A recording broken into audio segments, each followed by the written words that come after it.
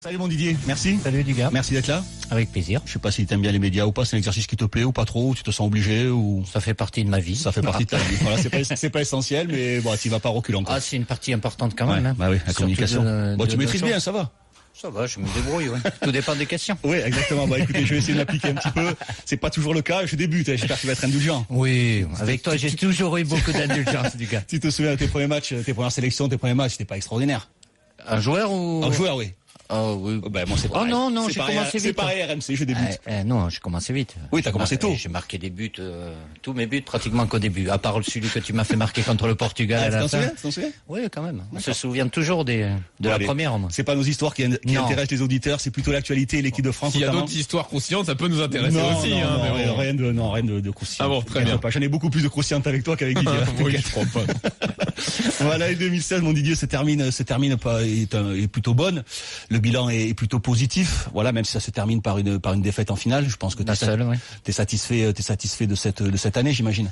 Oui, c'est une belle année. Après, oui, la seule défaite, c'est cette finale face au Portugal, donc qui aurait dû nous offrir un titre de champion d'Europe. Voilà, ça s'est pas joué à grand chose, mais il faut l'accepter. C'est ça aussi le haut niveau. Il y a eu de bonnes choses avant, après aussi, puisqu'on a enchaîné sur la phase de qualification. Donc, en termes de résultats, c'est positif. L'environnement de l'équipe de France aussi, parce qu'on a un soutien populaire qui est là, qui est sans important. Faille, ouais. Et puis la progression aussi de l'équipe par rapport à ceux qui étaient là à la Coupe du Monde en 2014. Et aujourd'hui, on maîtrise mieux, même s'il y a encore évidemment à progresser dans plusieurs domaines. Justement, ce succès, les succès de l'Euro doivent beaucoup aux joueurs, aux individualités. Je pense notamment à Payet en début, puis après Griezmann. Bon, après c'est le football. Heureusement que le football doit jouer avec ces individualités qui font souvent la force du collectif, mais est-ce que c'est pas trop dangereux justement d'être trop dépendant de ces joueurs-là le jour où ils sont absents? Ça peut compliquer la situation. Mais c'est valable de tout temps.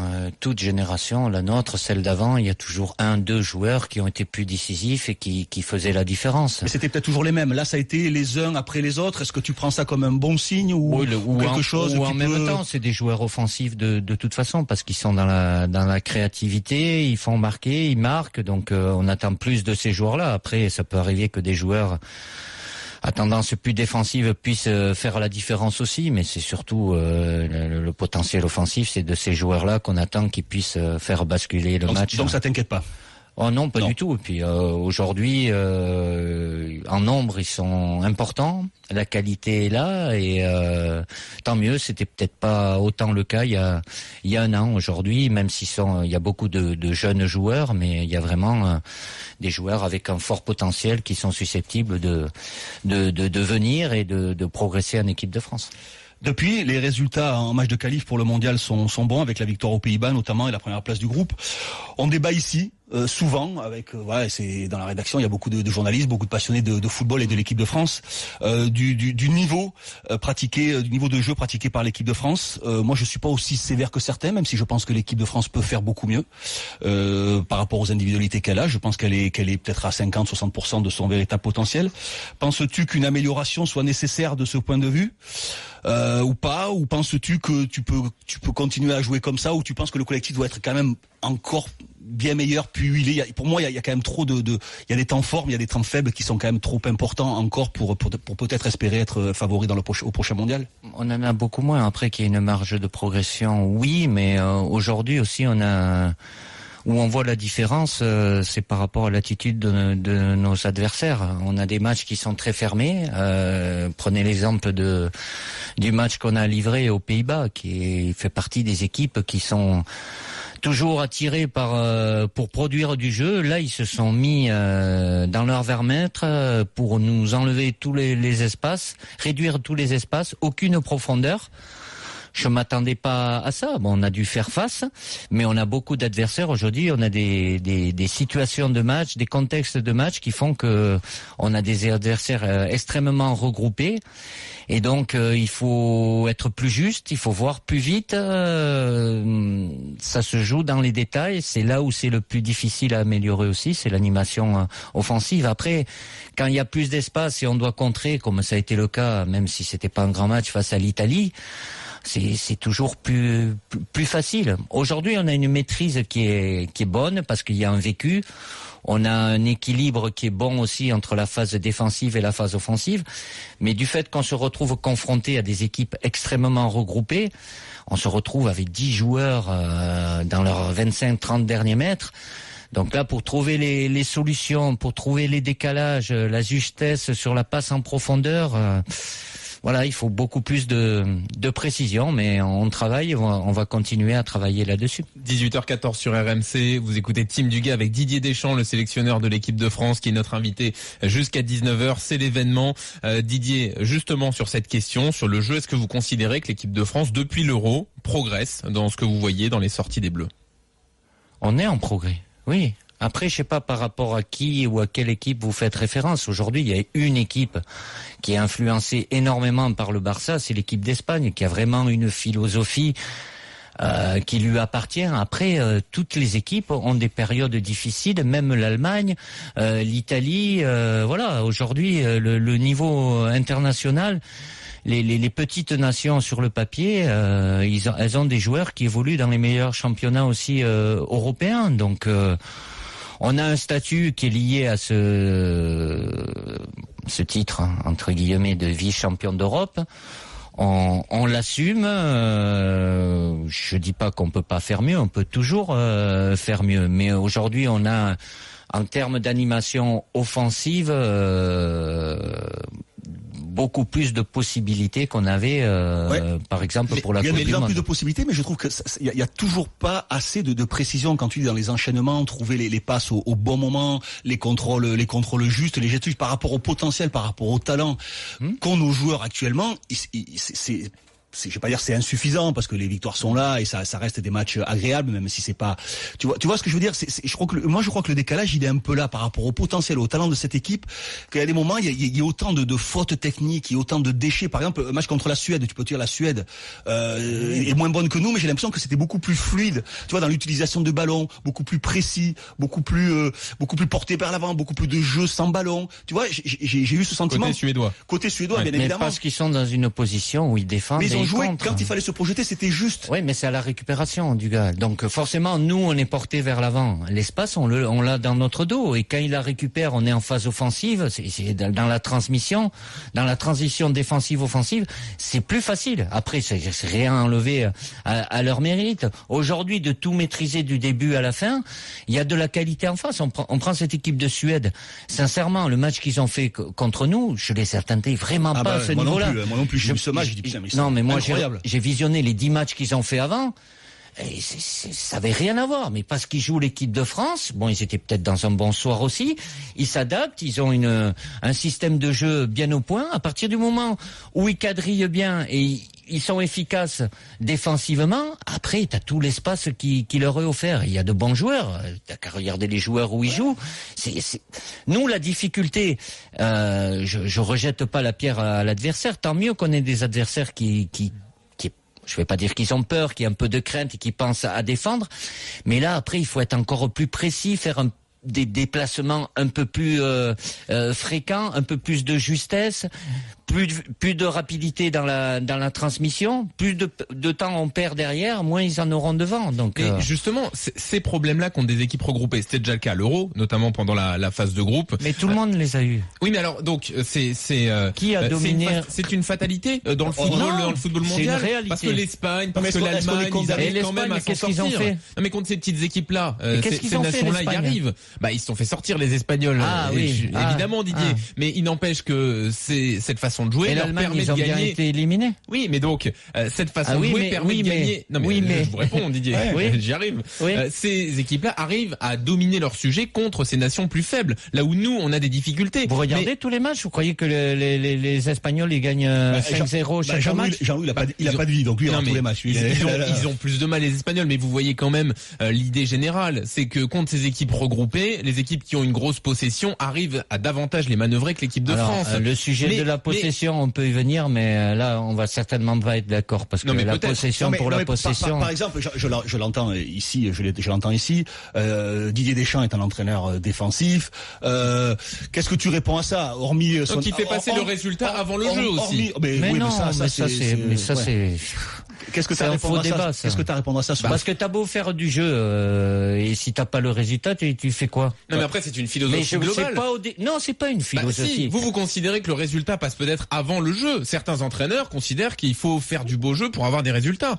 Mais si c'est assumé, il n'y a pas de souci. Je suis désolé, mais c'est n'importe quoi ce que tu dis. Moi, je dis le plus important, c'est le résultat. Mais je mettrai jamais en opposition la manière. Je sais très bien que pour obtenir le résultat, ça passe par la manière. Oui, mais pas forcément du jeu collectif. Mais si, c'est quoi la manière? C'est d'avoir le plus le ballon et de mettre le plus possible l'adversaire en difficulté. Après, on y arrive pas. Mais l'idée au départ, c'est pas de se dire je défends et on voit ce qui va se passer. Il y a un joueur qui a caractérisé ça, c'est Sissoko. Le fait que tu mettes Sissoko sur des matchs à domicile, qui est un joueur qui a fait un Euro extraordinaire, qui est un petit peu dedans, mais qui relate un peu le fait que tu sois un petit peu peut-être un peu défensif, un peu frileux, plutôt que de mettre un joueur un peu plus offensif. Est-ce que tu les entends ces critiques et est-ce que tu les reconnais ou pas du tout?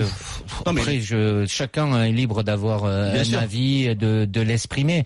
Écoute, l'équipe de France, jusqu'à un moment, on jouait plus dans un 4-3-3, mais quand on dit 4-3-3, on dit joue avec un attaquant. Mais c'est faux. Il y a 3 attaquants, puisqu'il y avait un attaquant axial, mais il y a 2 attaquants excentrés. Je jouais pas avec des milieux de terrain. Aujourd'hui, on joue plus en 4-4-2. Il y a 2 attaquants axiaux. Il y a un créatif en général, c'est Dimitri Payet qui est à gauche et Moussa Sissoko qui est à droite, qui équilibre. Et dans les 2 milieux, j'en ai un, voire les 2, quand c'est Blaise et Paul qui sont plus portés par l'attaque que par la défense. Mes latéraux, je leur demande pas de rester là et de se contenter de défendre. Après, tout dépend de l'attitude de l'adversaire. Aujourd'hui, évidemment, on doit être plus performant face à ce style de jeu que nous propose l'adversaire. C'est peut-être ça la réponse. Non, mais sincèrement, après, on peut mieux faire, mais il suffit de perdre 1/10, de pas faire le bon déplacement, de pas avoir la justesse. Le temps que tu mets, si tu fais une touche de trop dans la relance, et comme c'est arrivé contre la Bulgarie, où on était 6 joueurs avec le ballon, mais on n'avait pas éliminé un adversaire. Contre la Suède aussi, ça a été le cas. Ouais. On avait nos 4 défenseurs, plus voire les 2 milieux. Et ils ont toujours leurs 10 joueurs qui sont là et on les a pas éliminés. Justement, ces joueurs importants, et notamment Pogba, qui est un joueur qui cristallise beaucoup. Est-ce qu'il a fait un bon match, est-ce qu'il a fait un mauvais match? Quoi qu'il se passe, on analyse toujours le match de Pogba. Bon, en bien, en mal, à tort ou à raison, j'en sais rien. Tu penses qu'il est victime justement de son image, de sa présence sur les réseaux sociaux, de son transfert? Pourquoi ce garçon a autant de pression? Et est-ce que tu es satisfait de ses performances qui n'ont quand même pas été, alors qu'ils sont un peu mieux ces dernières semaines et ces derniers mois, mais qui ne sont pas à la hauteur du joueur? Tu parles de la petite seconde de gagner, du petit geste juste, de machin. En fait, on a l'impression qu'il y a un décalage entre les attentes qu'il suscite et son niveau. Il y aura toujours. Paul, de toute façon, c'est comme ça, il cristallise toutes les attentes. Elles seront toujours... Parce que c'est comme ça. Il y a le joueur, ce qu'il est capable de faire. C'est vrai qu'il est dans la gestuelle, il peut faire des choses que les autres ne font pas, mais il doit être aussi dans la réalité de ce qui est bien pour l'équipe. Et Paul, s'il fait des matchs plus neutres, mais que c'est utile à l'équipe dans le registre où il est aujourd'hui, et c'est ce qu'il a fait. Ah, moi je préfère. Sur ces derniers matchs, c'est exactement ça, et moi j'ai préféré 100 fois. Mais on parle d'un jeune joueur, il a marqué. En plus, tant mieux. Mais s'il marque pas, mais dans la fluidité, dans la simplicité dans son jeu, il est capable de le faire. Il l'a fait. Après, c'est à lui de maintenir ça. Il est dans un club où il est utilisé dans différentes positions aussi. Après, tu penses pas que justement c'est cette histoire de Ballon d'Or, quand on lui a posé la question, il a dit je vais être Ballon d'Or. Le gamin, il se dit bon, mais si je veux être Ballon d'Or, il faut faire des trucs extraordinaires. Non. Pas Ballon d'Or en étant un joueur de l'ombre. Les joueurs de l'ombre, ils sont jamais Ballon d'Or. Est-ce que tu penses qu'il s'est pas mis ça dans sa tête, ou son entourage, ou son environnement, lui faire comprendre que pour être Ballon d'Or, Iniesta, ça a été le plus grand milieu de terrain de tous les temps, peut-être? 2013, Ouais. et il a jamais été. Et ça le reste encore. Même s'il rentre une demi-heure, exactement. il a changé le match, allez tout seul. Ouais. Mais, non, mais après, est-ce que c'est pas ça, tu vois, le décalage que l'on attend? Le fait déjà d'en parler, que même s'il fait des choses bien, c'est pas encore bien. Tu peux comprendre que ça peut l'inciter à faire des choses encore qui sortent mais qui sont pas forcément utiles. Après, il y a le personnage Paul Pogba, avec l'aspect médiatique par rapport aux réseaux sociaux, son transfert, il est pour rien. Tu sais bien comment ça se passe. On achète 120 millions, c'est pas lui qui a fixé le prix. Non, il y a un vendeur et un acheteur. Après, il y est pour rien, le prix évidemment, mais ce qu'il fait sur les réseaux sociaux, sa façon d'entretenir son image, et alors, tu peux pas dire que c'est pour rien non plus. De notre jour, c'est pour votre plus grand plaisir. Aujourd'hui, sans les réseaux sociaux, vous y êtes les premiers à aller prendre des infos. C'est pour expliquer la pression qu'il se met aussi. Non, il n'est pas non plus étranger à ça. Il a pas de pression, sincèrement. Est-ce qu'il a le potentiel pour le Ballon d'Or?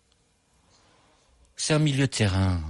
Les ballons d'or, c'est des attaquants et des numéros 10, sauf exception rare comme il y a pu avoir parce que sur une compétition, mais c'est réservé. Il y avait personne d'autre, on a donné un milieu pour ou un faire défenseur, plaisir, voilà. Mais autrement, c'est des joueurs qui marquent des buts. Lui, il en a marqué, il va en marquer, mais il va pas marquer 3 buts à chaque match. Ça sera compliqué. Oui, c'est pas son registre. Ouais. Duguay, il aurait pu avoir le Ballon d'Or. Avec d'autres choix. Il avait des concurrents sérieux avec lui. Merci Didier, merci. Non, mais peut-être, avec d'autres choix, avec un potentiel comme ça. Mais il a été utile et efficace au moment où il fallait, quoi. C'est vrai. Sauf, Andorre, quand on avait fini à 10, tu vois, et pourtant on va pas faire les anciens combattants, personne ne va se rendre compte. On était champion du monde, et on se qualifie à la 90e minute. Grâce à qui? À Franck Leboeuf. Penalty de Franck Leboeuf. Et Andorre.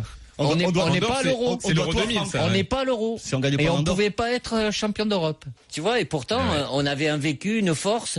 Et les matchs, il faut les jouer. C'est bien de le rappeler, je m'en souvenais pas. Oui. C'est bien je vais pas en parler à mes gars aujourd'hui parce que je regarde pas dans le rétro, mais il faut respecter les adversaires. Aujourd'hui, c'est difficile pour tout le monde. L'Euro, ça a été difficile, mais ça a été difficile pour beaucoup d'équipes. Il n'y a pas eu beaucoup de matchs faciles. Hein. Il y a pas mal de questions sur les réseaux sociaux, notamment sur le hashtag RMC Live pour Didier Deschamps. On va vous en relayer quelques-unes d'ici à la fin de l'émission. Mais donc, Dugas, tu voulais enchaîner par?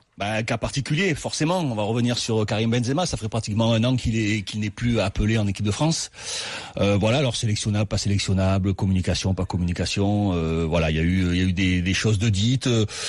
D'autres de rectifier. Bon après, voilà, qu'est-ce qu'on doit attendre pour l'avenir de ce joueur? Est-il sélectionnable ou pas? Est-ce que l'avenir en bleu pour lui est toujours de mise, ou voilà, il faut qu'il oublie, c'est terminé, voilà.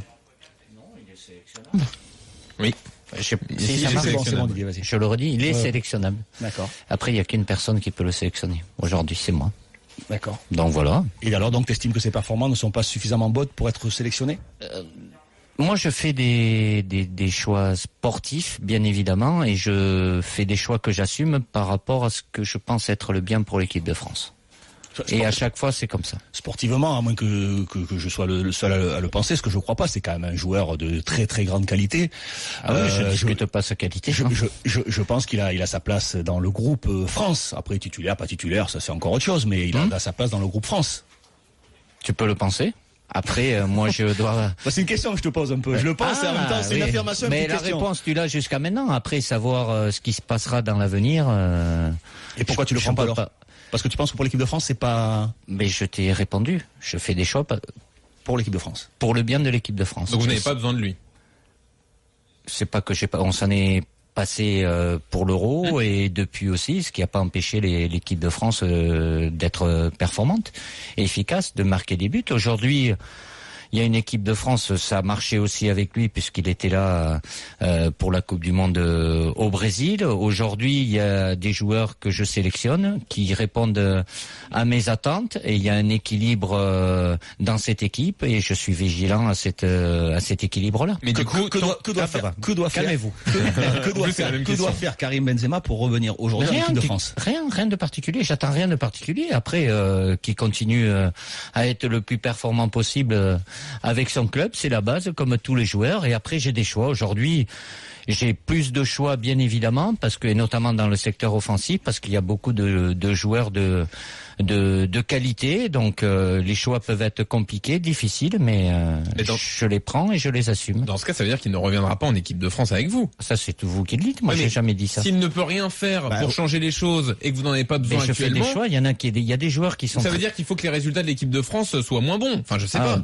Certainement pas. Non, c'est pas. Je la pense pas comme ça. Mais il y a des joueurs. Dans ce cas, je vois pas comment il peut revenir. S'il ne peut rien faire pour changer les choses. Mais pour revenir, après, vous êtes bien gentil, mais il y a 23 places. Donc, pour qu'il y en ait un qui vienne, ou qui revienne, ou qui rentre, il faut qu'il y en ait un qui sorte. À partir du moment où ceux que je sélectionne répondent à mes attentes, pourquoi je les enlèverais? Donc tu penses que Gamero, Giroud sont supérieurs aujourd'hui à Karim Benzema? J'ai pas dit ça. C'est pas une question que de qualité et de valeur individuelle. Après, il y a à voir ça sur un plan collectif aussi. Karim a été capable de faire de très bonnes choses avec nous. Il a eu des périodes beaucoup plus difficiles puisqu'il est resté pendant de longs mois sans marquer de but, et je l'ai soutenu aussi parce que voilà, c'était important, comme je le fais avec chaque joueur. Je fais pas un cas particulier, même si tout le monde le sait, évidemment qu'il y a une affaire judiciaire qui est toujours en cours, mais c'est pas ça. Moi, je suis pas dans ce. Ça n'est pas à cause de ton problème judiciaire, c'est-à-dire qu'une fois que les choses seront finies, ça changera pas ta vision et ta façon de voir les choses, peut-être. L'avenir le dira. Du cas, évidemment qu'il y a eu cette affaire qui a ébranlé un peu tout l'équilibre qu'on avait et qui ont concerné surtout deux joueurs, parce qu'il y a Mathieu Valbuena aussi qui était un joueur très important pour l'équipe de France durant la Coupe du Monde et avant pour se qualifier. Et forcément, ça a laissé des traces. C'est pas des petites affaires qui ont été tellement médiatisées aussi à tort, à raison. Voilà, après l'aspect judiciaire, il ne m'appartient pas, mais moi de toute façon, qu'il soit positif ou négatif, je ferai des choix sportifs de toute façon. Alors justement sur l'aspect judiciaire, le 16 décembre, la requête en nullité va être étudiée, ça pourrait déboucher, je parle au conditionnel, sur un non-lieu. Du coup, est-ce que les évolutions judiciaires peuvent influer sur vos décisions, ou c'est totalement déconnecté? Vous m'écoutez pas. Vous cherchez vos questions sans. Si, je vous ai écouté, je vous ai écouté. Qu'est-ce que j'ai dit? Vous avez dit à la fois que ça n'avait rien à voir. Non, il y a un volet judiciaire, je fais des choix sportifs. Donc, moi, je suis dans les choix. Les choses. Bien évidemment. Bon, voilà. Oui, mais ça me semblait clair. J'avais répondu avant la même. C'était pas très très clair. En fait, c'était clair dans ta tête, mais pas dans la nôtre. C'est l'interprétation. On est beaucoup moins intelligent. Non, je me permettrai pas de dire ça. Je me permets moi, surtout pour Jean-Louis, je dis ça. Je dis les mêmes paroles, il y a trois personnes, il va y avoir une interprétation différente. Moi, je suis sélectionneur, je fais des choix sportifs. Évidemment, il y a des choix d'hommes. Ça c'est indéniable, mais je fais toujours en fonction de ce que je pense être Après, je détiens pas la vérité, bien sûr, mais c'est ton toi choix. non plus, et tu le reconnais. Bien sûr. Bien évidemment, on peut avoir des avis différents, mais je fais en fonction de ce que je pense être le bien pour l'équipe de France. Est-ce qu'il doit s'excuser? Non, même pas. Non, je demande rien. Sur ce qu'il a dit sur toi, voilà. Qu'est-ce qu'il a dit? Ça a déclenché une polémique, comme quoi tu avais répondu à une partie raciste. Oui, c'est ça. Ouais, après chacun est libre. Il y en a d'autres joueurs, et non des moindres, qui ont eu des paroles peut-être déplacées aussi, et ça ne m'a pas empêché de les reprendre à un moment, que ça soit, je vais donner des exemples. Oui, des Gignac, Diarra aussi, Las, donc voilà, après. Les médias sont faits pour mettre un peu de piment dans tout ça aussi. Justement, on va passer à quelqu'un d'autre. On va passer peut-être à Mathieu Valbuena, qui était aussi dans cette affaire-là. Est-ce que tu suis son retour? Ce garçon, où le train est parti et fini, c'est fini pour lui. Je suis déjà content pour lui parce ça fait un an où il a vécu les pires choses dans sa tête, dans sa vie privée, les blessures, et là de le revoir avec le sourire, le plaisir de jouer, il a remarqué un but, donc tant mieux pour lui. Après, de là à prétendre à l'équipe de France, évidemment, je vais redire ce que je vous ai dit. J'ai appelé des joueurs et qui ont répondu aussi. Après. J'ai des choix à faire qui sont difficiles, je le reconnais, mais je dois les faire et je les assume. Tu es content de les faire?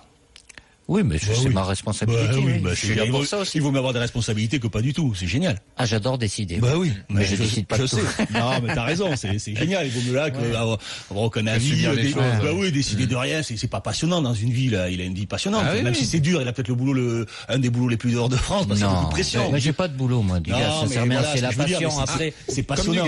Vous avez ce point commun là. Non, mais c'est la passion. Après, qu'il y ait des avis, qu'il y ait des polémiques et tout ça. Bon, ça fait partie. J'en ai tellement vu d'autres. Faut accepter les règles du jeu, bien sûr. Et puis vous connaissez les règles du jeu ici. C'est la parole au 32-16 parce que vous avez été membre de la Dream Team, Didier, quand même. Avant toi, il y a longtemps, quand même. Il y a longtemps. Oui, ça mais je suis les anciens.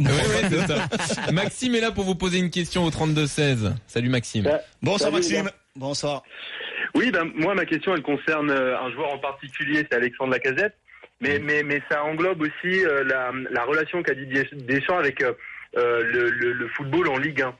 Et le fait de pas sélectionner Lacazette depuis un petit moment, alors qu'il en est à plus de 50 buts en 2 saisons, etc., qu'il est performant à l'OL depuis un petit moment, ça envoie quand même un message qui est un petit peu particulier pour les joueurs qui évoluent en Ligue 1 et les joueurs français pour le coup qui évoluent en Ligue 1. C'était un petit peu la même chose avec Samuel Umtiti qui avait toujours des performances remarquables en défense centrale à Lyon alors qu'il était associé à des joueurs qui étaient un petit peu douteux derrière. Et il a jamais eu sa chance avant que, heureusement que Mathieu se blesse, heureusement qu'on se rend compte en cours de route de l'Euro que Mangala est trop court pour l'équipe de France, pour qu'il ait enfin sa chance et qu'il passe devant Rami finalement pour nous amener jusqu'en finale. Ok Maxime, donc Lacazette, on comprend bien ce que tu veux dire. Lacazette en Ligue 1. Oui, c'est certainement. Mais bon, il va répondre. Mais s'il rappelle pas Benzema, je vois pas comment il peut rappeler Lacazette. Non, mais Maxime a l'impression que les références en Ligue 1 uniquement ne suffisent pas pour venir en équipe de France. En gros, moi, c'est comme ça que je le comprends. Oui, mais c'est pas ça, non. Bon, il y a eu quelques cas quand même, mais ça peut s'entendre. Vas-y. Je sais pas, Ben Arfa, Lacazette, les joueurs qui ne brillent en Ligue 1 uniquement et pas forcément en Coupe d'Europe ou dans des grands clubs européens. Mais moi, je trouve ça normal, hein. Ça veut dire qu'ils n'ont pas de référence. Moi aussi, je trouve ça normal qu'un garçon qui est en Ligue des Champions. C'est pas la Ligue 1, mais que la Ligue des Champions se rapproche plus des exigences du niveau international. Mais justement, est-ce que ça lui manque à Lacazette de fait de pas avoir été performant en Ligue des Champions depuis 2 ans maintenant? Où c'est assez compliqué pour lui, alors que c'est le niveau qui se rapproche peut-être le plus. Mais je l'ai déjà appelé, il est déjà venu avec nous, ça a été plus ou moins, j'ai eu des discussions avec lui. Aujourd'hui, il y a une concurrence dans ce poste d'attaquant, et à partir du moment où je choisis, ça voudrait dire que j'ai choisi un moment Kevin Gamero. Il a été bon, il a marqué des buts. Bon, maintenant, écoute, tu restes tranquille et puis je vais prendre plutôt Alex à ta place pour voir ce qu'il va faire. Ça se passe pas comme ça quand même, quoi. Après, Alex, il est déjà venu. Potentiellement, il a beaucoup de qualités. Qu'il soit bon à Lyon ou qu'il soit bon dans un autre club, je suis pas anti-Ligue 1. C'est pas dénigrer la Ligue 1. Après, sincèrement, si j'ai un match de Ligue 1 à regarder ou un match de Champions League, je fais un peu plus référence au match de Champions League aussi, parce qu'il n'y a pas la même adversité, il y a une qualité qui est plus élevée en face, quoi. C'est normal, j'espère que Maxime a bien compris, a bien entendu. On a parlé justement des absents, de Lacazette et de Karim Benzema. On va parler du retour de Patrice Evra. Voilà, ça a été un concours de circonstances parce que tu avais des absents ou tu comptes le rappeler Non, je l'ai dit clairement, c'est ponctuel. Il le sait, j'étais très clair avec lui, même si aujourd'hui il est toujours compétitif. Il joue moins, il le gère à la Juventus de Turin, mais le haut niveau, il le connaît. Mais au sortir de l'Euro, je partais et j'ai toujours cette idée-là en tête de donner du temps de jeu à des plus jeunes pour les préparer, parce que dans 2 ans, Patrice aura 37 ans et lui, il sait pas, je sais pas à quel niveau il sera. Et oui, mais du coup, Didier, pardon, mais c'est un peu contradictoire de dire je veux donner sa chance aux jeunes, mais à la première occasion, je rappelle Patrice Evra. Bah non, mais attendez, je comprends pas, moi. Non, c'est pas contradictoire. Dans ce cas-là, il faut donner du temps de jeu justement à ces jeunes. Pourquoi Lucas Digne n'a pas joué, par exemple, lors du dernier rassemblement? À partir du moment où j'ai un souci, après c'est un poste, les latéraux, aujourd'hui, il y a beaucoup de joueurs qui ont de la qualité, qui jouent à ce poste-là, mais qui ont aucune expérience internationale. C'est les 2 postes spécifiques, mis à part les arrière droit ou arrière gauche d'ailleurs, les 3 qui sont venus, 3-4 grands maximum. Lévin était déjà venu, Lucas était venu aussi. J'ai un problème sur un des 2. J'aurais fait la même chose. Je l'ai dit à Lucas. Si c'était Lucas qui s'était blessé, j'aurais repris Patrice parce que j'ai un match décisif. Pas décisif, mais dans Team Dugas, tu m'écoutes pas important. Non, mais du coup, moi, Mais parce que c'était un match important, c'était un match de qualification, tu pouvais pas mettre mais dans ce cas, ils vont jamais acquérir de l'expérience. Non, mais il y avait un peu le serpent qui se mord la queue. Il y avait le match amical face au Cameroun. Regarde. Ah, donc c'est que pendant les matchs amicaux qu'on peut s'aguerrir. Mais non, mais t'as plus ou moins des matchs à importance et à gérer. Ça se fait pas comme ça en claquant des doigts. On va prendre l'exemple de Djibril Sidibé, qui a un potentiel qui est énorme, qui a fait de bonnes choses avec nous. Il est très très bon avec Monaco. Avec l'équipe de France, il va falloir qu'il se lâche un peu plus, qu'il se sente un peu plus à l'aise.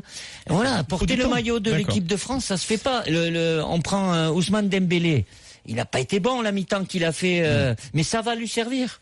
Ouais. Il faut du temps, mais il faut savoir quand le donner le temps. Quand vous avez l'obligation de résultat, parce que jouer la Suède et gagner ce match-là, ça nous met aujourd'hui à une position qui est très bonne.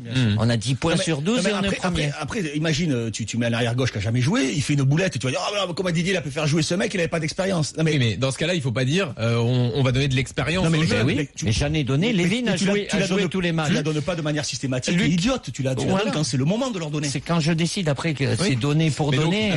Vous êtes très clair, Didier, pas de souci. Mais juste pour être sûr dans ma tête, c'est clair. Après, mais pour être sûr que j'ai bien compris. Tu seras jamais sélectionné, n'imagine pas quoi que ce soit. Ça c'est sûr et c'est mieux pour l'équipe de France. Le pire, c'est s'il était sélectionneur un jour.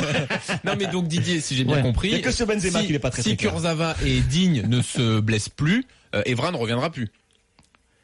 S'ils n'ont pas de problème et qu'ils maintiennent aussi leur niveau. Après, bon, Lévin, il a un souci au niveau du pubis, c'est à contrôler, ça fait un petit moment. Lucas et à Barcelone, son temps de jeu est plus ou moins important, tout dépend de leur niveau. Après, il peut en avoir d'autres aussi, mais pour pouvoir les incorporer, il faut pas, c'est difficile sur des matchs à sanction comme ça, direct, quoi. Très bien. Et on continue de discuter avec vous, Didier. On a encore quelques questions d'actu, forcément, sur le monde du foot. Là, vous savez, les questions en conférence de presse que vous aimez pas, ça ne touche pas l'équipe de France et tout. J'adore les questions en conférence de presse. Voilà. Alors allons-y pour les messages. Ah, quelle langue de bois ce Didier Deschamps, c'est magnifique. Il maîtrise ça depuis le début de sa carrière, nous dit-on. Ouais. Fred qui envoie ce message. Il maîtrise la communication, mais les choses sont assez claires. Enfin, je trouve. Moi, sincèrement, je trouve pas qu'il y a une langue de bois. Je trouve au contraire qu'il est assez clair. Autant quand j'étais joueur, je faisais beaucoup de. Je dis des choses. Après, je vous dis pas ce que vous voulez entendre. Non, voilà. Je dis ce que je pense et quand j'ai pas envie de dire, je dis pas. Et Sissoko, on en parle, nous demande Laurent, même pas sur le banc en club et titulaire en équipe de France.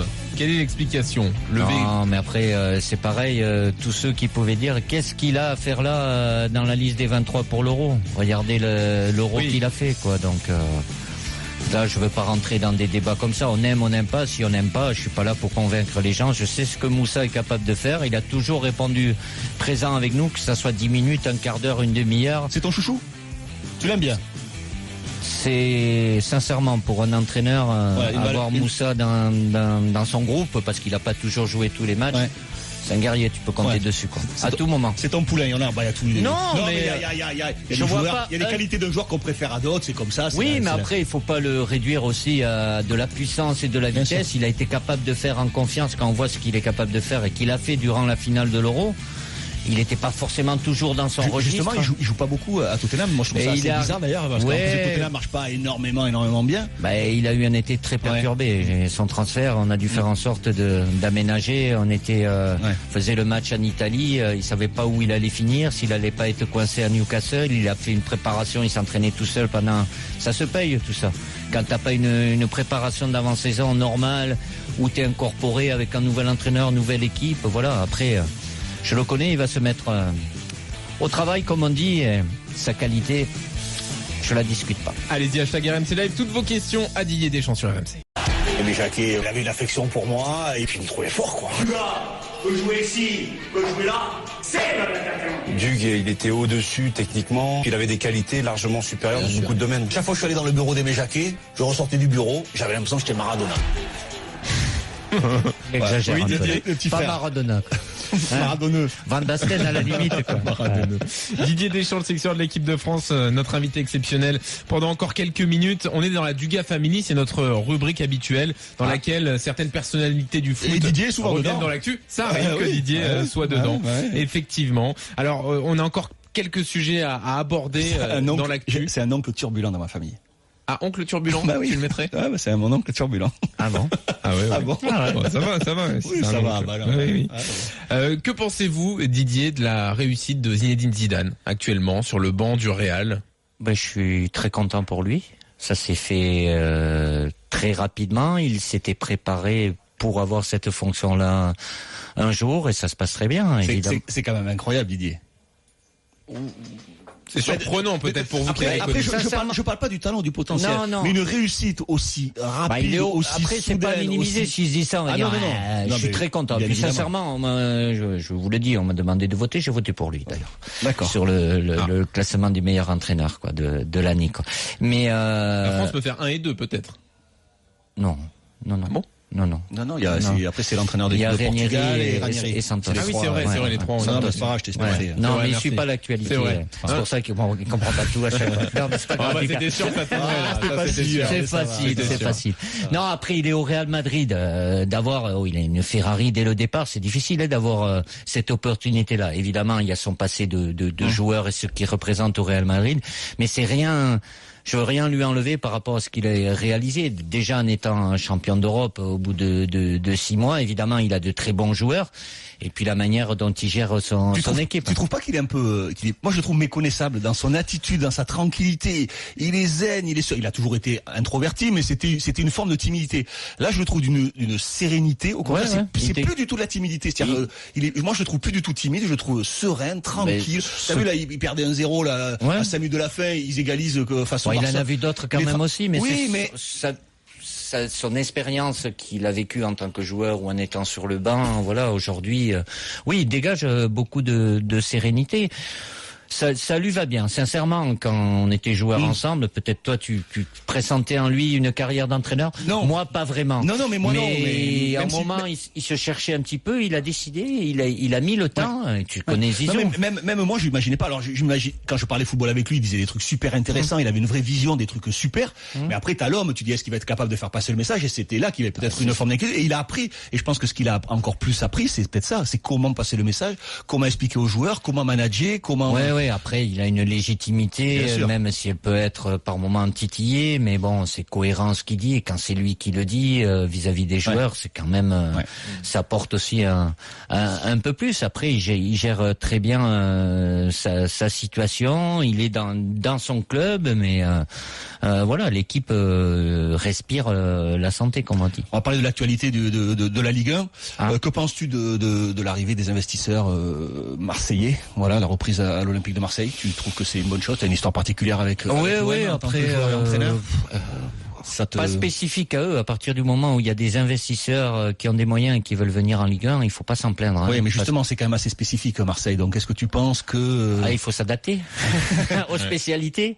Non, après, voilà, ils ont un plan qui va pas se réaliser du jour au lendemain. Ils prennent un train qui est déjà en route, mais il y a la volonté de faire de Marseille un grand club français, l'historique, ça restera toujours un grand club français, mais de retrouver des résultats sur la scène nationale et internationale. T'as des infos sur ce qu'ils veulent faire sur Macron? Tu l'as rencontré ou quoi? Non, t'as jamais eu, je sais pas. On aurait pu te rencontrer, te poser des questions. T'es le sélectionneur de l'équipe de France, ton avis sur Marseille, tu connais le club en tant qu'entraîneur, en tant que joueur, on aurait pu te solliciter pas du tout. Non, j'aurais pu le rencontrer un moment, mais l'emploi du temps ne me l'a pas permis. Mais non, après. Il a voulu vous rencontrer donc? Mais pas que moi. Il y a plusieurs et d'anciens joueurs aussi, donc pour échanger, voilà. Après, il a mis des personnes à lui en place pour gérer leur plan sur, je sais pas, 4-5 ans. Ouais. Et d'ailleurs, ça vous manque d'entraîner en club, puisque c'était votre expérience précédente? Sincèrement, non. Le quotidien, je voudrais avoir plus de temps avec les joueurs de l'équipe de France, parce que c'est malheureusement, mais c'est le cas de tous mes collègues aussi. Vous savez, là, les 3/4 des 23, ils jouent le dimanche. Le lundi, ils récupèrent. Le mardi, ils n'ont pas récupéré. Mercredi, on est à J-2. Donc les séances, il y a que pendant la compétition, comme à l'Euro, où on a pu vraiment faire de bonnes séances. Mais non, je vis très bien. Je suis épanoui. C'est pas la même vie. Vie de club et entraîneur de club, vous êtes dans le tambourin là, 24 heures sur 24. D'ailleurs, c'était pas le même. Bon, c'était Marseille, ça s'est fini difficilement, aussi. Mais même physiquement, c'est pas le même. Non, mais c'est physiquement dans ma tête aussi, mais physiquement, ouais. Que vous faites quand vous êtes entraîneur en club, c'est du 24-24, et même si la saison se passe bien, vous finissez, vous êtes rincé, quoi. Là, je suis pas rincé. Oui, t'as pas l'air rincé, non. J'ai un planning, bon, même si je fais pas que du terrain aussi, parce que j'ai un rôle avec la fédération, les partenaires, mon président, mais je suis épanoui dans cette fonction. Tu vois, Dugas, c'est comme si t'entraînais en club. Maintenant que t'es à RMC. Il a des obligations. J'entraîne l'équipe d'RMC, tu veux dire. C'est ça. Il a des obligations parisiennes. Didier, j'ai une dernière question pour vous. Le monde du foot est touché par les révélations de ce qu'on a regroupé derrière l'appellation Football Leaks, un réseau d'évasion fiscale qui touche notamment, en tout cas parmi les noms qui sont sortis pour l'instant, Cristiano Ronaldo ou José Mourinho. Qu'en pensez-vous? Est-ce que comment le sélectionneur de l'équipe de France appréhende tout ça? Les journalistes, notamment de Mediapart, qui ont fait partie de ceux qui ont sorti l'affaire, disent que le football français va être touché, que des Français vont être touchés. Est-ce qu'il y a une certaine inquiétude en vous? C'est jamais, je vais pas me réjouir d'une affaire qui va nuire au football, pas que français. Apparemment, ils ont d'autres révélations à faire, donc ils ont fait des enquêtes approfondies. Donc, évidemment, le football va être montré du doigt. Après, s'il y en a qui s'égarent, qui font des mauvais choix, voilà. Après, il y a l'aspect fiscal, il y a l'aspect judiciaire aussi. Ils prennent des risques, après à eux de les assumer, mais sincèrement, pour le football, c'est pas une bonne chose. C'est pas le football français ou le football espagnol, c'est pour l'ensemble du football, quoi. Didier, avant de vous remercier. Juste une question, je voulais te poser juste une question parce que moi ça m'avait beaucoup choqué, ça m'avait d'ailleurs beaucoup énervé, je m'étais mis un petit peu à ta place. C'est les réactions, les déclarations d'Éric Cantona. Est-ce que tu l'en veux à Éric Cantona? Moi, j'avais été choqué de ces déclarations. Alors, c'était sur l'affaire de Benzema, l'affaire de la sextape. Il avait cautionné ce qu'avait dit Benzema sur le fait que vous cédiez une partie raciste de la France, notamment. C'est pas tout à fait ça. C'est lui qui avait pris les devants, mais bon, c'est pas grave. On va pas faire chronologiquement. Non. En vouloir, ce serait un faible mot du gars. Je peux pas oublier. Et voilà. Après, moi, je suis sélectionneur. Je suis prêt à prendre des coups de partout, de devant, de derrière, de dessus. Voilà. Après, il y a une limite qu'on peut pas franchir. Et quand on touche à la famille, ça, c'est inacceptable. Donc, j'ai pris les dispositions judiciaires et j'irai jusqu'au bout. T'as porté plainte? Oui. Oui. Le domicile a été tagué. Ça, c'est les conséquences. C'est les conséquences d'avoir tenu de tels propos. Mais c'est inacceptable, je le répète, et j'oublierai pas. Même si le temps fait son travail, mais je peux pas oublier. Avant de vous remercier, Didier, c'est le moment de parier. Les paris RMC. PMU.fr, paris sportif, paris hippique, poker. Tous les jours dans Team Dugas, juste avant 19h, on parie avec aujourd'hui Benjamin Ramagé. Salut Benji. Bonjour Didier, salut messieurs. Un petit Benfica Naples en Ligue des Champions. Le groupe B, Tu vois pas qu'il ressemble à Chiellini? T'as joué avec Chiellini? Un peu. Un peu fin. Le Chiellini du pauvre. Allez, vas-y, le Chiellini du pauvre. Le Chiellini des RMC, magnifique. Voilà. Benfica 2,40, 2,70 la victoire de Naples, 3,30 le nul. Je vais aller vite. Benfica doit gagner pour être sûr d'être qualifié, puisque Beşiktaş joue à Kiev et Beşiktaş peut se qualifier. Naples a besoin d'un nul. Didier le sait, il a joué et entraîné en Italie. Ils sont bien Naples. Généralement, quand un club italien veut un nul, il l'obtient. C'est l'histoire de la Coupe d'Europe, c'est souvent le cas. Voire plus. Attendez, on avait dit ça sur Jules. Plus, c'est gagné. On avait dit ça sur Jules Séville et ils ont gagné. Ouais. Ah oui. Bon alors du gars. Non, mais ils vont gagner. Naples qui gagne. Ils vont gagner. En plus, ils sont en pleine bourre. Ils sont en pleine bourre en plus. Ils sont en pleine bourre. Là, ils ont gagné. Là, je sais pas, ils en ont mis 3 d'affilée là. Contre l'Inter. Ils sont bien, ils sont confiants. Je pense qu'ils vont aller chercher ça. Très bien. On retrouve tous les paris de la Dream Team sur rmcsport.fr. PMU.fr, paris sportif, paris hippique, poker. Jouer avec excès comporte des risques. Appelez le 09 74 75 13 13. Appel non surtaxé. Merci Didier, c'était super. Merci du gars. J'espère te recevoir. Ça a été clair, pas pour Jean-Louis, mais pour moi ça a été très clair. Ça sera jamais clair, mais ça peut pas être clair pour tout le monde. Merci. C'est un plaisir. Merci. C'est un plaisir. Merci. C'est un plaisir. Merci. C'est un plaisir. Merci. C'est un plaisir. Merci. C'est un plaisir. Merci. C'est un plaisir. Merci. C'est un plaisir. Merci. C'est un plaisir. Mais pour être sûr que j'ai bien tu seras jamais sélectionné, n'imagine pas quoi que ce soit. Ça c'est sûr et c'est mieux pour l'équipe de France. Le pire, c'est s'il était sélectionneur un jour. Non mais donc Didier, si j'ai bien compris, il n'y a que ce Benzema qui n'est pas très clair. Si Kurzawa et Digne ne se blessent plus, Evra ne reviendra plus. S'ils n'ont pas de problème et qu'ils maintiennent aussi leur niveau. Après, bon, Lévin, il a un souci au niveau du pubis, c'est à contrôler, ça fait un petit moment. Lucas est à Barcelone, son temps de jeu est plus ou moins important, tout dépend de leur niveau. Après, il peut en avoir d'autres aussi, mais pour pouvoir les incorporer, il faut pas, c'est difficile sur des matchs à sanction comme ça direct, quoi. Très bien. Et ben on continue de discuter avec vous, Didier. On a encore quelques questions d'actu, forcément, sur le monde du foot. Là, vous savez, les questions en conférence de presse que vous aimez pas, ça ne touche pas l'équipe de France et tout. J'adore les questions en conférence de presse. Voilà. Alors allons-y pour les messages. Ah, quelle langue de bois ce Didier Deschamps, c'est magnifique. Il maîtrise ça depuis le début de sa carrière, nous dit-on. Ouais. Fred qui envoie ce message. Il maîtrise la communication, mais enfin, les choses. Non, mais les choses sont assez claires. Enfin, je trouve. Oui, moi, sincèrement, je trouve pas qu'il y a une langue de bois. Je trouve au contraire qu'il est assez clair. Autant quand j'étais joueur, je faisais beaucoup de. Je dis des choses après. Il dit des choses. Voilà, je vous dis pas ce que vous voulez entendre. Non, moi voilà. Je dis ce que je pense et quand j'ai pas envie de dire, je dis pas. Et Sissoko, on en parle, nous demande Laurent, même pas sur le banc en club et titulaire en équipe de France.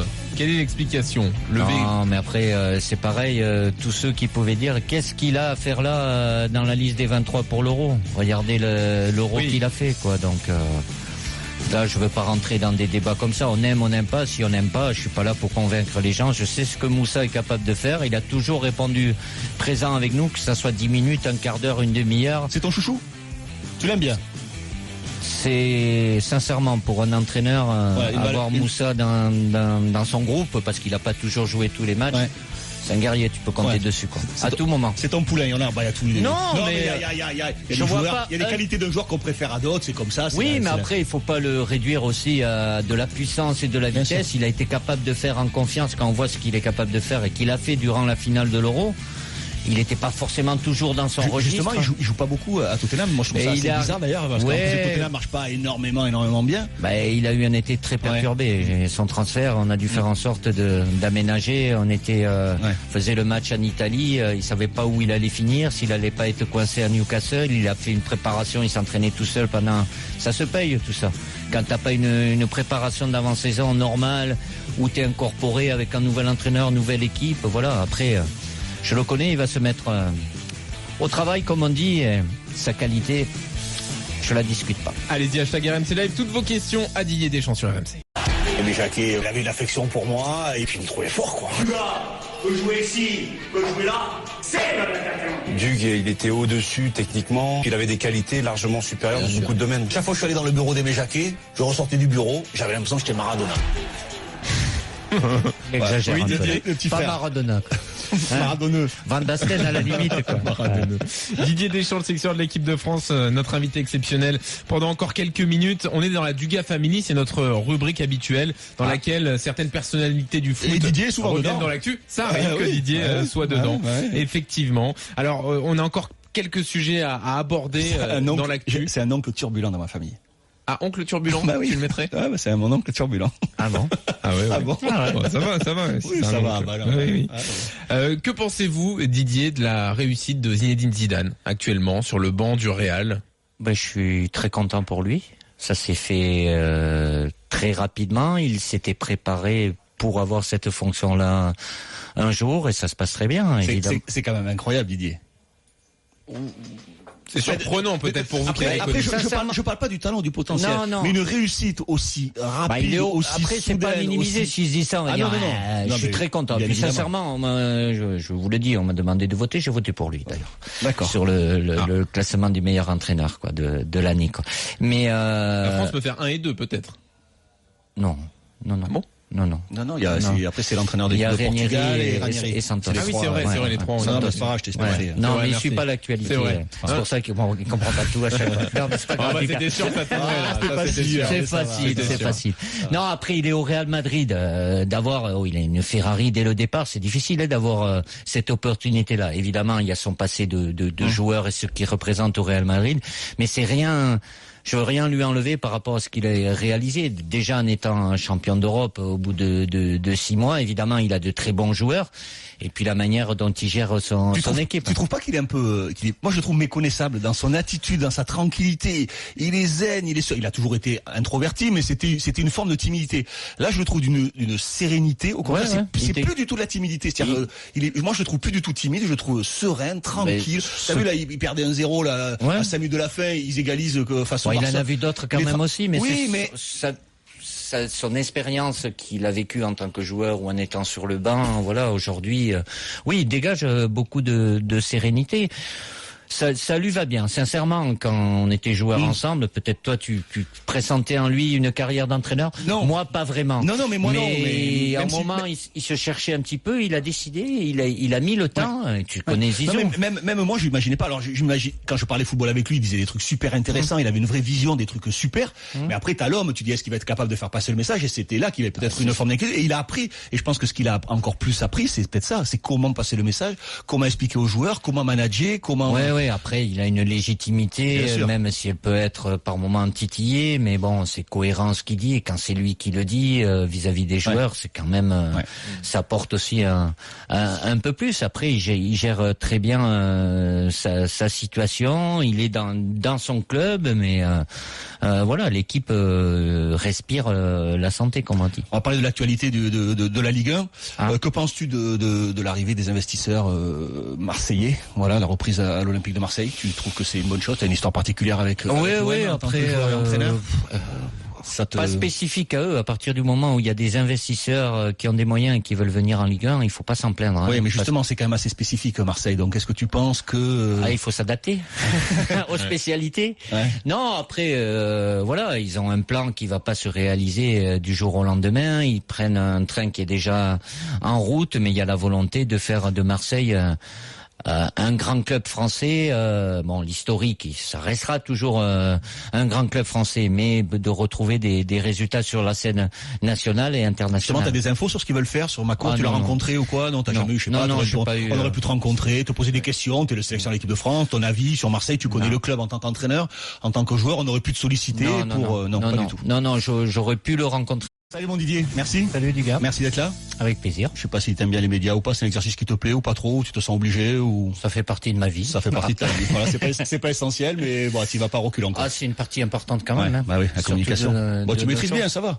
Ça va, je me débrouille, Tout dépend des questions. Oui, exactement. Écoutez, je vais essayer de m'appliquer un petit peu. C'est pas toujours le cas. Je débute. J'espère que tu vas être indulgent. Oui, avec toi, j'ai toujours eu beaucoup d'indulgence, du gars. Tu te souviens de tes premiers matchs, tes premières sélections, tes premiers matchs, c'était pas extraordinaire. Un joueur ou? Un joueur, oui. Oh oui. Ben moi c'est pareil. Oh non, j'ai commencé vite. C'est pareil RMC, je débute. Non, j'ai commencé vite. Oui, t'as commencé tôt. J'ai marqué des buts, tous mes buts pratiquement qu'au début, à part celui que tu m'as fait marquer contre le Portugal à la fin. Tu t'en souviens? Oui, quand même. On se souvient toujours de la première. C'est pas nos histoires qui intéressent les auditeurs, c'est plutôt l'actualité et l'équipe de France. S'il y a d'autres histoires croustillantes, ça peut nous intéresser aussi. Rien de croustillant. Ah bon, très bien. J'en ai beaucoup plus de croustillantes avec toi qu'avec Didier. Oui, je crois pas. Voilà, et 2016, mon Didier se termine est plutôt bonne. Le bilan est plutôt positif. Voilà, même si ça se termine par une défaite en finale, je pense que t'es satisfait de cette année, j'imagine. Oui, c'est une belle année. Après, la seule défaite, c'est cette finale face au Portugal, donc qui aurait dû nous offrir un titre de champion d'Europe. Voilà, ça s'est pas joué à grand chose, mais il faut l'accepter. C'est ça aussi le haut niveau. Il y a eu de bonnes choses avant, après aussi, puisqu'on a enchaîné sur la phase de qualification. Donc, en termes de résultats, c'est positif. L'environnement de l'équipe de France aussi, parce qu'on a un soutien populaire qui est là, qui est sans important. Faille, ouais, et puis la progression aussi de l'équipe par rapport à ceux qui étaient là à la Coupe du Monde en 2014. Et aujourd'hui, on maîtrise mieux, même s'il y a encore évidemment à progresser dans plusieurs domaines. Justement, ce succès, les succès de l'Euro doivent beaucoup aux joueurs, aux individualités. Je pense notamment à Payet en début, puis après Griezmann. Bon, après c'est le football. Heureusement que le football doit jouer avec ces individualités qui font souvent la force du collectif, mais est-ce que c'est pas trop dangereux justement d'être trop dépendant de ces joueurs-là le jour où ils sont absents? Ça peut compliquer la situation. Mais c'est valable de tout temps. Toute génération, la nôtre, celle d'avant, il y a toujours 1-2 joueurs qui ont été plus décisifs et qui faisaient la différence. Mais c'était peut-être toujours les mêmes. Là, ça a été les uns après les autres. Est-ce que tu prends ça comme un bon signe ou quelque chose? Ou en même temps, c'est des joueurs offensifs de toute façon, parce qu'ils sont dans la créativité, ils font marquer, ils marquent. Donc, on attend plus de ces joueurs-là. Après, ça peut arriver que des joueurs à tendance plus défensive puisse faire la différence aussi, mais c'est surtout le potentiel offensif, c'est de ces joueurs-là qu'on attend qu'ils puissent faire basculer le match. Donc ça t'inquiète pas? Oh non, pas du tout. Et puis aujourd'hui, en nombre, ils sont importants. La qualité est là et tant mieux. C'était peut-être pas autant le cas il y a un an. Aujourd'hui, même il y a beaucoup de jeunes joueurs, mais il y a vraiment des joueurs avec un fort potentiel qui sont susceptibles de venir et de progresser en équipe de France. Depuis, les résultats en match de qualif pour le mondial sont bons, avec la victoire aux Pays-Bas notamment et la première place du groupe. On débat ici souvent avec c'est dans la rédaction, il y a beaucoup de journalistes, beaucoup de passionnés de football et de l'équipe de France, du niveau pratiqué, du niveau de jeu pratiqué par l'équipe de France. Moi, je suis pas aussi sévère que certains, même si je pense que l'équipe de France peut faire beaucoup mieux par rapport aux individualités qu'elle a. Je pense qu'elle est peut-être à 50-60% de son véritable potentiel. Penses-tu qu'une amélioration soit nécessaire de ce point de vue ou pas? Ou penses-tu que tu peux continuer à jouer comme ça, ou tu penses que le collectif doit être quand même encore bien meilleur puis huilé? Pour moi, il y a quand même trop il y a des temps forts, mais il y a des temps faibles qui sont quand même trop importants encore pour peut-être espérer être favori au prochain mondial. On en a beaucoup moins. Après qu'il y ait une marge de progression, oui, mais aujourd'hui aussi où on voit la différence, c'est par rapport à l'attitude de nos adversaires. On a des matchs qui sont très fermés. Prenez l'exemple du match qu'on a livré aux Pays-Bas, qui fait partie des équipes qui sont toujours attirés pour produire du jeu. Là, ils se sont mis dans leur vermètre pour nous enlever tous les espaces, réduire tous les espaces, aucune profondeur. Je m'attendais pas à ça. Bon, on a dû faire face, mais on a beaucoup d'adversaires aujourd'hui. On a des situations de match, des contextes de match qui font que on a des adversaires extrêmement regroupés. Et donc, il faut être plus juste, il faut voir plus vite. Ça se joue dans les détails. C'est là où c'est le plus difficile à améliorer aussi, c'est l'animation offensive. Après, quand il y a plus d'espace et on doit contrer, comme ça a été le cas, même si c'était pas un grand match face à l'Italie, c'est toujours plus facile. Aujourd'hui, on a une maîtrise qui est bonne parce qu'il y a un vécu. On a un équilibre qui est bon aussi entre la phase défensive et la phase offensive. Mais du fait qu'on se retrouve confronté à des équipes extrêmement regroupées, on se retrouve avec 10 joueurs dans leurs 25-30 derniers mètres. Donc là, pour trouver les solutions, pour trouver les décalages, la justesse sur la passe en profondeur, voilà, il faut beaucoup plus de précision, mais on travaille, on va continuer à travailler là-dessus. 18h14 sur RMC, vous écoutez Tim Duguay avec Didier Deschamps, le sélectionneur de l'équipe de France, qui est notre invité jusqu'à 19h. C'est l'événement. Didier, justement sur cette question, sur le jeu, est-ce que vous considérez que l'équipe de France, depuis l'Euro, progresse dans ce que vous voyez dans les sorties des Bleus?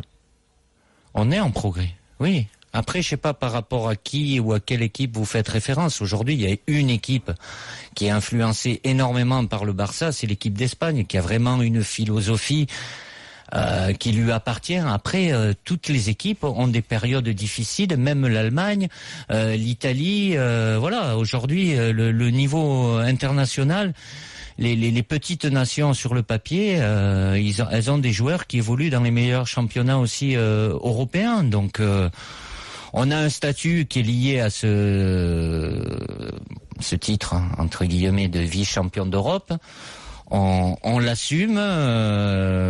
Je dis pas qu'on peut pas faire mieux, on peut toujours faire mieux. Mais aujourd'hui, on a, en termes d'animation offensive, beaucoup plus de possibilités qu'on avait, par exemple, pour la Coupe du Monde. Il y a plus de possibilités, mais je trouve que il y a toujours pas assez de précision quand tu dis dans les enchaînements, trouver les passes au bon moment, les contrôles justes, les gestes par rapport au potentiel, par rapport au talent qu'ont nos joueurs actuellement.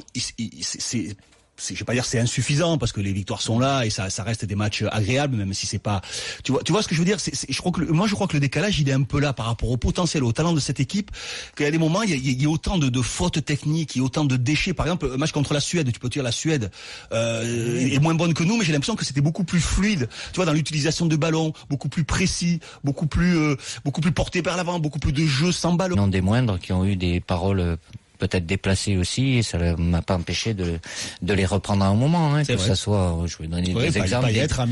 Oui, des Gignac, Diarra aussi, Las. Donc voilà, après, Les médias sont faits pour mettre un peu de piment dans tout ça aussi. Justement, on va passer à quelqu'un d'autre. On va passer peut-être à Mathieu Valbuena, qui était aussi dans cette affaire-là. Est-ce que tu suis son retour? Ce garçon, où le train est parti et fini, c'est fini pour lui. Je suis déjà content pour lui parce ça fait 1 an. Où il a vécu les pires choses dans sa tête, dans sa vie privée, les blessures, et là de le revoir avec le sourire, le plaisir de jouer, il a remarqué un but, donc tant mieux pour lui. Après, de là à prétendre à l'équipe de France, évidemment, je vais redire ce que je vous ai dit. J'ai appelé des joueurs et qui ont répondu aussi. Et après, j'ai des choix à faire qui sont difficiles, je le reconnais, mais je dois les faire et je les assume. Tu es content de les faire? Oui, mais c'est ma responsabilité. Je suis là pour ça aussi. Il vaut miut avoir des responsabilités que pas du tout. C'est génial. Ah, j'adore décider. Oui. Mais je décide pas de tout. Non, mais t'as raison. C'est génial. Il vaut mieux là avoir aucun avis. Décider de rien. C'est pas passionnant dans une vie, là. Il a une vie passionnante. Même si c'est dur, il a peut-être un des boulots les plus durs de France, parce qu'il y a beaucoup de pression. Mais j'ai pas de boulot, moi, du gars. Sincèrement, c'est la passion. Après, c'est passionnant. Vous avez ce point commun, là. Non, mais c'est la passion. Après, qu'il y ait des avis, qu'il y ait des polémiques et tout ça. Bon, ça fait partie, j'en ai tellement vu d'autres. Faut accepter les règles du jeu, bien sûr. Et puis vous connaissez les règles du jeu ici, c'est la parole au 32-16, parce que vous avez été membre de la Dream Team, Didier, quand même. Avant toi, il y a longtemps, quand même. Il y a longtemps. Ça remonte un peu. Non, mais je suis les anciens. C'est ça. Maxime est là pour vous poser une question au 32-16. Salut Maxime. Bonsoir Maxime. Bonsoir. Oui, moi ma question elle concerne un joueur en particulier, c'est Alexandre Lacazette, mais ça englobe aussi la relation qu'a Didier Deschamps avec le football en Ligue 1. Et le fait de ne pas sélectionner Lacazette depuis un petit moment, alors qu'il en est à plus de 50 buts en 2 saisons, etc., qu'il est performant à l'OL depuis un petit moment, ça envoie quand même un message qui est un petit peu particulier pour les joueurs qui évoluent en Ligue 1 et les joueurs français, pour le coup, qui évoluent en Ligue 1. C'était un petit peu la même chose avec Samuel Umtiti, qui avait toujours des performances remarquable en défense centrale à Lyon, alors qu'il était associé à des joueurs qui étaient un petit peu douteux derrière. Et il a jamais eu sa chance avant que, heureusement que Mathieu se blesse, heureusement qu'on se rend compte en cours de route de l'Euro que Mangala est trop court pour l'équipe de France, pour qu'il ait enfin sa chance et qu'il passe devant Rami finalement pour nous amener jusqu'en finale. Ok Maxime, donc Lacazette, on comprend bien ce que tu veux dire à Lacazette. Oui, c'est certainement. Mais bon, il va répondre, mais s'il rappelle pas Benzema, je vois pas comment il peut rappeler Lacazette. Non, mais Maxime a l'impression que les références en Ligue 1 uniquement ne suffisent pas pour venir en équipe de France. En gros, moi, c'est comme ça que je le comprends. Oui, mais c'est pas ça, non. Bon, il y a eu quelques cas quand même, mais ça peut s'entendre. Vas-y. Je sais pas, Ben Arfa, Lacazette, les joueurs qui ne brillent en Ligue 1 uniquement et pas forcément en Coupe d'Europe ou dans des grands clubs européens. Mais moi, je trouve ça normal, hein. Ils n'ont pas de référence. Moi aussi, je trouve ça normal qu'un garçon qui est en Ligue des Champions. C'est pas la Ligue 1, mais la Ligue des Champions se rapproche plus des exigences du niveau international. Mais justement, est-ce que ça lui manque à Lacazette le fait de pas avoir été performant en Ligue des Champions depuis 2 ans maintenant, où c'est assez compliqué pour lui, alors que c'est le niveau qui se rapproche peut-être le plus. Mais je l'ai déjà appelé, il est déjà venu avec nous, ça a été plus ou moins, j'ai eu des discussions avec lui. Aujourd'hui, il y a une concurrence dans ce poste d'attaquant, Et à partir du moment où je choisis, ça voudrait dire que j'ai choisi un moment Kevin Gamero. Il a été bon, il a marqué des buts. Bon, maintenant, écoute, tu restes tranquille et puis je vais prendre plutôt Alex à ta place pour voir ce qu'il va faire. Ça se passe pas comme ça quand même, quoi. Après, Alex, il est déjà venu. Potentiellement, il a beaucoup de qualités. Qu'il soit bon à Lyon ou qu'il soit bon dans un autre club, je suis pas anti-Ligue 1. C'est pas dénigrer la Ligue 1. Après, sincèrement, si j'ai un match de Ligue 1 à regarder ou un match de Champions League, je fais un peu plus référence au match de Champions League aussi, parce qu'il n'y a pas la même adversité, il y a une qualité qui est plus élevée en face, quoi. C'est normal, j'espère que Maxime a bien compris, a bien entendu. On a parlé justement des absents, de Lacazette et de Karim Benzema. On va parler du retour de Patrice Evra. Voilà, ça a été un concours de circonstances parce que tu avais des absents, ou tu comptes le rappeler plus régulièrement? Non, je l'ai dit clairement, c'est ponctuel. Il le sait, j'étais très clair avec lui, même si aujourd'hui il est toujours compétitif. décisif. Il joue moins, il le gère à la Juventus de Turin, mais le haut niveau, il le connaît. Mais au sortir de l'Euro, je partais et j'ai toujours cette idée-là en tête de donner du temps de jeu à des plus jeunes pour les préparer, parce que dans 2 ans, Patrice aura 37 ans et lui, il sait pas, je sais pas à quel niveau il sera. Et oui, mais du coup, Didier, pardon, mais c'est un peu contradictoire de dire je veux donner sa chance aux jeunes, mais à la première occasion, je rappelle Patrice Evra. Bah non, mais attendez, je comprends pas, moi. Non, c'est pas contradictoire. Dans ce cas-là, il faut donner du temps de jeu justement à ces jeunes. Pourquoi Lucas Digne n'a pas joué, par exemple, lors du dernier rassemblement? À partir du moment où j'ai un souci, après c'est un poste, les latéraux, aujourd'hui, il y a beaucoup de joueurs qui ont de la qualité, qui jouent à ce poste-là, mais qui ont aucune expérience internationale. C'est les 2 postes spécifiques, mis à part les arrière droit ou arrière gauche d'ailleurs, les 3 qui sont venus, 3-4 grand maximum. Lévin était déjà venu, Lucas était venu aussi. J'ai un problème sur un des 2. J'aurais fait la même chose. Je l'ai dit à Lucas. Si c'était Lucas qui s'était blessé, j'aurais repris Patrice parce que j'ai un match décisif. Pas décisif, mais expliqué dans le team du gars. Tu m'écoutes pas important. Non, mais du coup, moi je. Parce que c'était un match important, c'était un match de qualification. Tu pouvais pas mettre un mec sans ils vont jamais acquérir de l'expérience. Il y avait un peu le serpent qui se mord la queue. Il y avait le match amical face au Cameroun. Mais pas du tout. Regarde. Ah, donc c'est que pendant les matchs amicaux qu'on peut s'aguerrir. Mais non, mais t'as plus ou moins des matchs à importance à gérer. Ça se fait pas comme ça en claquant des doigts. On va prendre l'exemple de Djibril Sidibé, qui a un potentiel qui est énorme, qui a fait de bonnes choses avec nous. Il est très très bon avec Monaco. Avec l'équipe de France, il va falloir qu'il se lâche un peu plus, qu'il se sente un peu plus à l'aise. Voilà, porter le maillot de l'équipe de France, ça se fait pas. On prend Ousmane Dembélé. Il n'a pas été bon la mi-temps qu'il a fait, mais ça va lui servir. Ouais. Il faut du temps, mais il faut savoir quand le donner le temps. Quand vous avez l'obligation de résultat, parce que jouer la Suède et gagner ce match-là, ça nous met aujourd'hui à une position qui est très bonne. On a 10 points sur 12 et on est premier. Après, imagine, tu mets un arrière-gauche qui a jamais joué, il fait une boulette, tu vas dire, comment Didier il a pu faire jouer ce mec, il avait pas d'expérience. Mais dans ce cas-là, il faut pas dire, on va donner de l'expérience aux jeunes. Mais j'en ai donné. Lévin a joué tous les matchs. Tu la donnes pas de manière systématique et idiote. Tu la donnes quand c'est le moment de leur donner. C'est quand je décide après que c'est donné pour donner.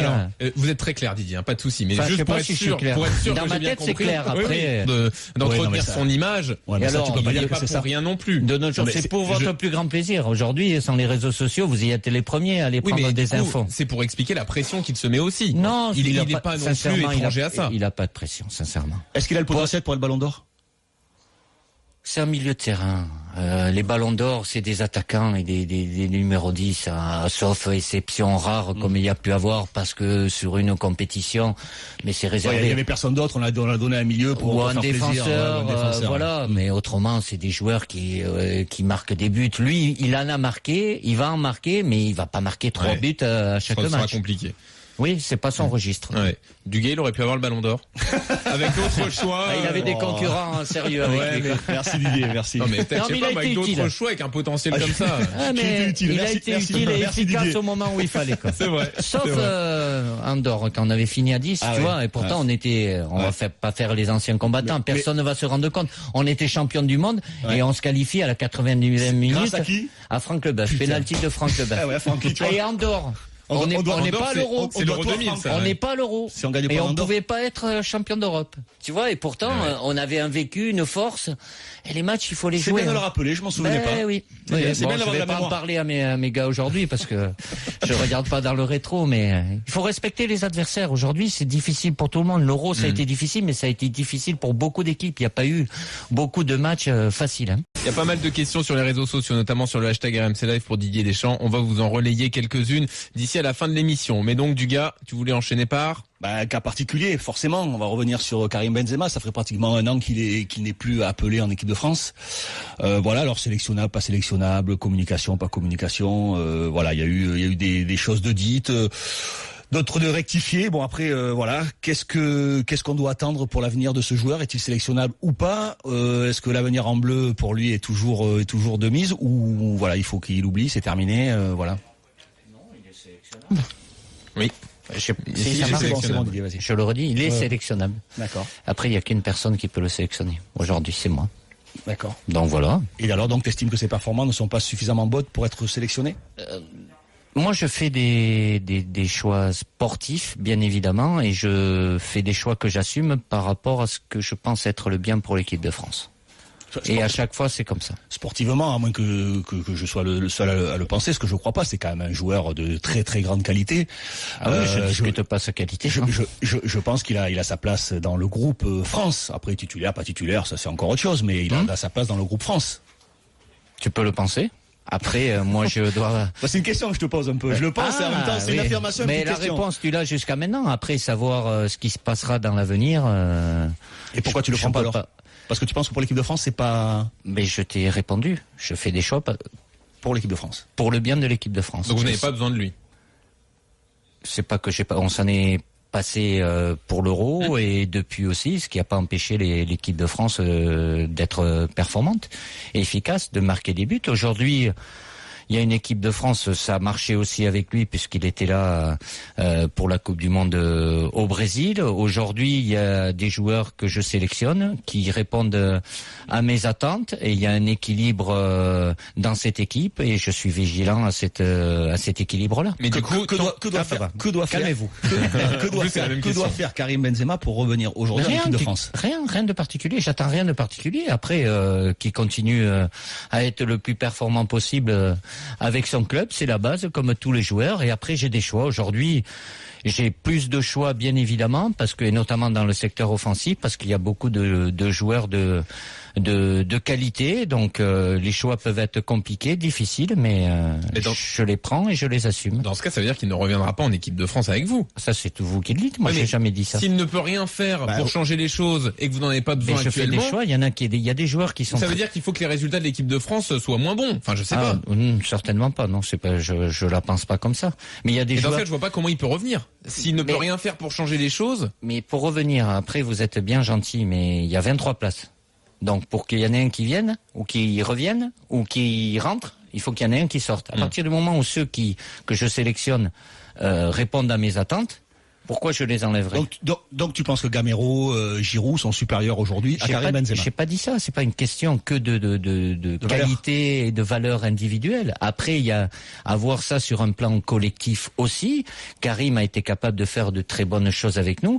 Il a eu des périodes beaucoup plus difficiles puisqu'il est resté pendant de longs mois sans marquer de but et je l'ai soutenu aussi parce que voilà, c'était important comme je le fais avec chaque joueur. Je fais pas un cas particulier, même si tout le monde le sait, évidemment qu'il y a une affaire judiciaire qui est toujours en cours, mais c'est pas ça. Moi, je suis pas dans ce... Ça n'est pas à cause de ton problème judiciaire, c'est-à-dire qu'une fois que les choses seront finies, ça changera pas ta vision et ta façon de voir les choses, peut-être L'avenir le dira, du cas. Évidemment qu'il y a eu cette affaire qui a ébranlé un peu tout l'équilibre qu'on avait et qui ont concerné surtout deux joueurs, parce qu'il y a Mathieu Valbuena aussi, qui était un joueur très important pour l'équipe de France durant la Coupe du Monde et avant pour se qualifier.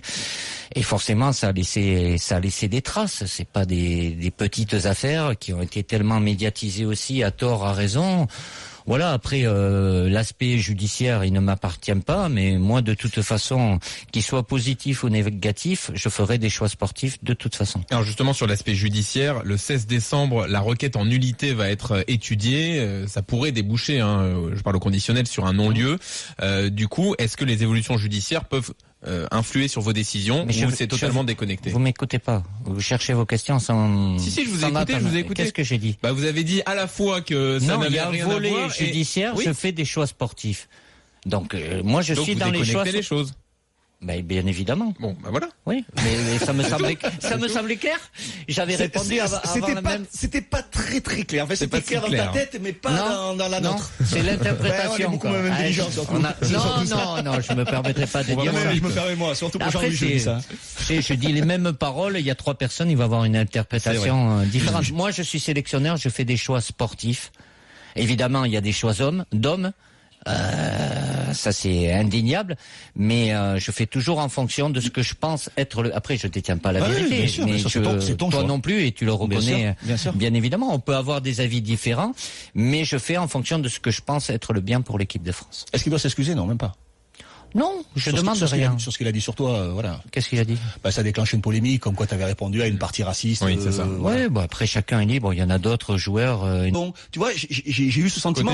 Côté suédois, bien évidemment. Mais parce qu'ils sont dans une opposition où ils défendent. Mais ils ont joué contre. Quand il fallait se projeter, c'était juste. Oui, mais c'est à la récupération du gars. Donc forcément, nous, on est porté vers l'avant. L'espace, on l'a dans notre dos. Et quand il la récupère, on est en phase offensive. C'est dans la transmission, dans la transition défensive-offensive, c'est plus facile. Après, c'est rien enlevé à leur mérite. Aujourd'hui, de tout maîtriser du début à la fin, il y a de la qualité en face. On prend cette équipe de Suède.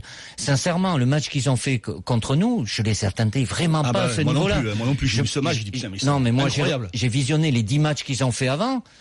Et ça avait rien à voir, mais parce qu'ils jouent l'équipe de France, bon, ils étaient peut-être dans un bon soir aussi, ils s'adaptent, ils ont un système de jeu bien au point. À partir du moment où ils quadrillent bien et ils sont efficaces défensivement, après, t'as tout l'espace qui leur est offert. Il y a de bons joueurs. T'as qu'à regarder les joueurs où ils jouent. Nous, la difficulté, je rejette pas la pierre à l'adversaire. Tant mieux qu'on ait des adversaires qui je vais pas dire qu'ils ont peur, qu'il y a un peu de crainte et qu'ils pensent à défendre. Mais là, après, il faut être encore plus précis, faire des déplacements un peu plus fréquents, un peu plus de justesse, plus de rapidité dans la transmission, plus de temps on perd derrière, moins ils en auront devant. Donc mais justement, ces problèmes-là contre des équipes regroupées, c'était déjà le cas à l'Euro, notamment pendant la phase de groupe. Mais tout le monde les a eu. Oui, mais alors donc c'est qui a dominé? C'est une fatalité dans le football, dans le football mondial. C'est une réalité. Parce que l'Espagne, parce que l'Allemagne, ils arrivent quand même à s'en sortir. Non, mais contre ces petites équipes-là, ces nations-là, ils arrivent. Ils se sont fait sortir les Espagnols. Évidemment, Didier. Mais il n'empêche que c'est cette façon de jouer leur permet de gagner. Été éliminés. Oui, mais donc cette façon de jouer permet de gagner. Non, mais je vous réponds, Didier. J'y arrive. Ces équipes-là arrivent à dominer leur sujet contre ces nations plus faibles. Là où nous, on a des difficultés. Vous regardez tous les matchs. Vous croyez que les Espagnols ils gagnent 5-0 chaque match? Jean-Louis, il a pas de vie, donc lui, il rentre tous les matchs. Ils ont plus de mal, les Espagnols, mais vous voyez quand même l'idée générale, c'est que contre ces équipes regroupées, les équipes qui ont une grosse possession arrivent à davantage les manœuvrer que l'équipe de France. Le sujet de la possession, on peut y venir, mais là, on va certainement pas être d'accord parce que la possession pour la possession. Par exemple, je l'entends ici, je l'entends ici. Didier Deschamps est un entraîneur défensif. Qu'est-ce que tu réponds à ça, hormis donc il fait passer le résultat avant le jeu aussi. Mais ça c'est. Qu'est-ce que tu as répondu à ça? Qu'est-ce que tu as répondu à ça? Parce que t'as beau faire du jeu et si t'as pas le résultat, tu fais quoi? Non, mais après c'est une philosophie globale. Non, c'est pas une philosophie. Si, vous considérez que le résultat passe peut-être avant le jeu. Certains entraîneurs considèrent qu'il faut faire du beau jeu pour avoir des résultats. Mais si c'est assumé, il n'y a pas de souci. Je suis désolé, mais c'est n'importe quoi ce que tu dis. Moi, je dis le plus important, c'est le résultat. Mais je mettrai jamais en opposition la manière. Je sais très bien que pour obtenir le résultat, ça passe par la manière. Oui, mais pas forcément du jeu collectif. Mais si, c'est quoi la manière? C'est d'avoir le plus le ballon et de mettre le plus possible l'adversaire en difficulté. Après, on y arrive pas. Mais l'idée au départ, c'est pas de se dire je défends et on voit ce qui va se passer. Il y a un joueur qui a caractérisé ça, c'est Sissoko. Le fait que tu mettes Sissoko sur des matchs à domicile, qui est un joueur qui a fait un Euro extraordinaire, qui est un petit peu dedans, mais qui relate un peu le fait que tu sois un petit peu peut-être un peu défensif, un peu frileux, plutôt que de mettre un joueur un peu plus offensif. Est-ce que tu les entends ces critiques et est-ce que tu les reconnais ou pas du tout? Après, chacun est libre d'avoir un avis, de l'exprimer. Écoute, l'équipe de France, jusqu'à un moment, on jouait plus dans un 4-3-3, mais quand on dit 4-3-3, on dit joue avec un attaquant. Mais c'est faux. Il y a 3 attaquants, puisqu'il y avait un attaquant axial, mais il y a 2 attaquants excentrés. Je jouais pas avec des milieux de terrain. Aujourd'hui, on joue plus en 4-4-2. Il y a 2 attaquants axiaux. Il y a un créatif, en général, c'est Dimitri Payet qui est à gauche, et Moussa Sissoko qui est à droite, qui équilibre. Et dans les 2 milieux, j'en ai un, voire les 2, quand c'est Blaise et Paul, qui sont plus portés par l'attaque que par la défense. Mes latéraux, je leur demande pas de rester là et de se contenter de défendre. Après, tout dépend de l'attitude de l'adversaire. Aujourd'hui, évidemment, on doit être plus performant face à ce style de jeu que nous propose l'adversaire. C'est peut-être ça la réponse. Non, mais sincèrement, après, on peut mieux faire, mais il suffit de perdre un dixième, de pas faire le bon déplacement, de pas avoir la justesse. Le temps que tu mets, si tu fais une touche de trop dans la relance, et comme c'est arrivé contre la Bulgarie, où on était 6 joueurs avec le ballon, mais on n'avait pas éliminé un adversaire. Contre la Suède aussi, ça a été le cas. Ouais. On avait nos 4 défenseurs, plus voire les 2 milieux. Et ils ont toujours leurs 10 joueurs qui sont là et on les a pas éliminés. Justement, ces joueurs importants, et notamment Pogba, qui est un joueur qui cristallise beaucoup. Est-ce qu'il a fait un bon match, est-ce qu'il a fait un mauvais match? Quoi qu'il se passe, on analyse toujours le match de Pogba. Bon, en bien, en mal, à tort ou à raison, j'en sais rien.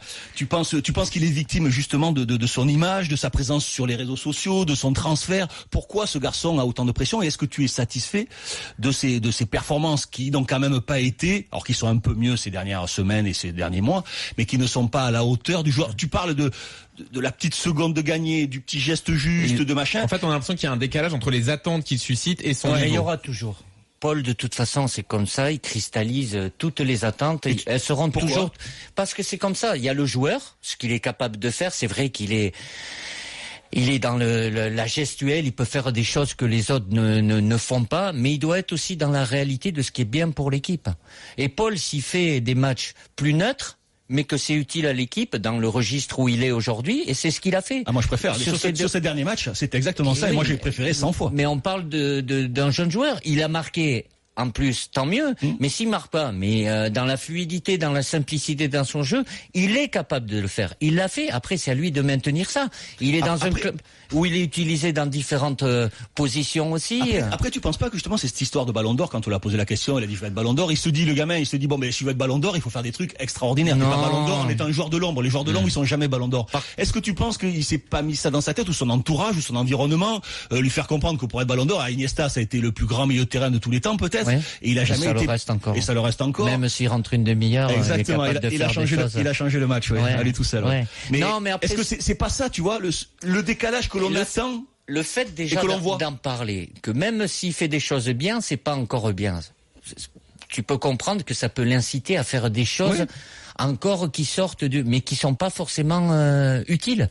Après, il y a le personnage Paul Pogba, avec l'aspect médiatique par rapport aux réseaux sociaux, son transfert, il est pour rien. Tu sais bien comment ça se passe. On achète 120 millions, c'est pas lui qui a fixé le prix. Non, il y avait un vendeur et un acheteur. Après, il y est pour rien, le prix évidemment, mais ce qu'il fait sur les réseaux sociaux, sa façon